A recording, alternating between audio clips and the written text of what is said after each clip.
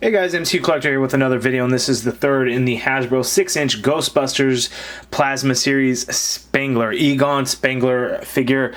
This one is a really cool one. I think the head sculpt, this one's probably the best out of the entire series, so I'm really excited to get this one opened up. So just like the other ones, he comes with another leg for the Terror Dog Vinz Clortho Build-A-Figure or Build-A-Ghost, as this package says, and he comes with the ghost detector thing. I don't know what it's actually called, so that's going to be his special accessory there. So nothing on that side.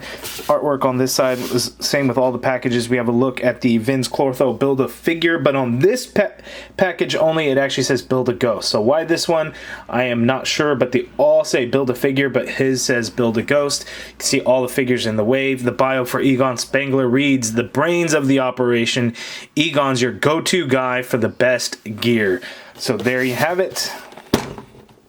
Let's open it up. Okay, and here is the Egon Spengler figure out of the package, and you know what? This one is pretty good.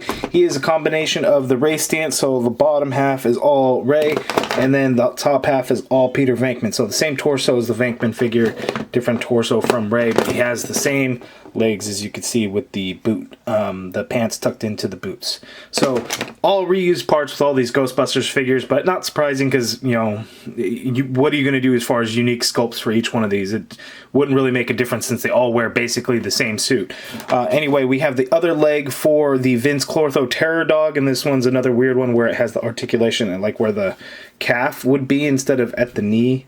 It's just really weird to me, but we'll stick that in the pile, and then we'll take a closer look at Egon Spengler, because this one definitely has the best head sculpt, but there is definitely something really, really weird about it. Let's check it out now. Okay, and here's a closer look at the Egon Spengler figure, and the head sculpt for the Harold Ramis definitely looks the best, but the really weird thing about this is the glasses are sculpted on there, which from the front, straight on, actually looks really good. They didn't bother putting a lens in there because, you know, it's not really necessary when you have a clear lens, but the glasses are sculpted, so from the side view, it just looks really weird when you have like the skin tone looking like goggles covering it, but front facing looking straight at it looks really, really, really good.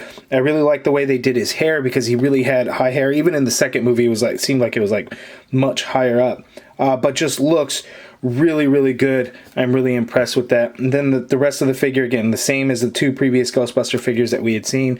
We get the red dot on the upper left part of the proton pack, whereas Peter was on the upper right, Ray was on the bottom left. So again, each one of those, that's going to be the only difference in the proton packs for these figures. One of the things, the belt is actually the same as the Peter Venkman, because this detector piece actually is going to port right on into that hole right there. So finally we have a purpose to that. So it ports in just like so. So kind of like how Ray was able to hold his goggles accessory with a different belt, like so.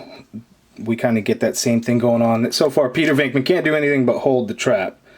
So that's what's going on with these Ghostbusters figures. So pretty cool. Let's see his articulation. Okay, and then real quick for the articulation, I want to talk about this. This is the same torso as the Peter Venkman, where I'm really putting some stress on this green plastic by having that plugged in. So Ray didn't seem like so much of an issue, where I see a little bit now because it's been on there for a day, but I'm gonna leave it unplugged just because I don't want it to break like my Peter Venkman one did. So we're gonna take this off to look at his articulation. I forgot to go over the leg articulation for the Ray stance figure, so I'll be able to do that on this one, so you could see. But you know, Egon can look down a little bit, he can look up, not really, because that there's just really limited articulation in that neck. You can get side to side motion, you get some pivot going on in there, shoulder goes up that high, you get full rotation. There is a butterfly joint in there, limited motion, but you do get some crossbody. Upper bicep swivel, you get a double jointed elbow, and that's a very stiff joints on this guy, but way more than 90 degrees. Wrists swivel, and they have the roll of the dice hinge. All the same hands for all these Ghostbusters figures. They all kind of have a trigger hand. No ab crunch or diaphragm joint, but you get the ball joint at the hip, the waist, so you can do some pivot to the side a little bit. You can bend down a little bit in the front, a little bit going back, not a whole lot. Legs go out that far apart. You can't kick forward that high, which is decent. There's no drop down feature or anything like that. Leg can go back pretty far, actually. Upper thigh cut there. Double jointed knee, which is really stiff. No boot swivel of any kind, but you get a foot, hinges all the way down, hinges up a little bit, ankle pivot and peg holes at the bottom of the feet. And the good thing about this is you can actually get a whole lot of movement on that foot going down, whereas on the Venkman figure, you can't do that because he's got the full pant leg.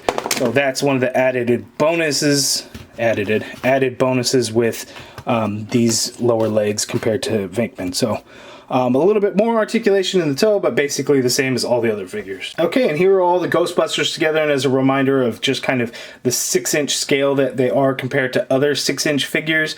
It's not really gonna scale well with others. They are definitely on the shorter side, but in a display all on their own, hey, they look pretty good. But you guys let me know down in the comments below what you think of the figures. I think Egon has the best head sculpt, but you guys let me know if you think it's any one of the others, or wait till I review all the other figures and let me know then. But all down in the comments below. If you guys like the video, please hit that thumbs up button, subscribe if you haven't already done so, and as always, thank you for watching.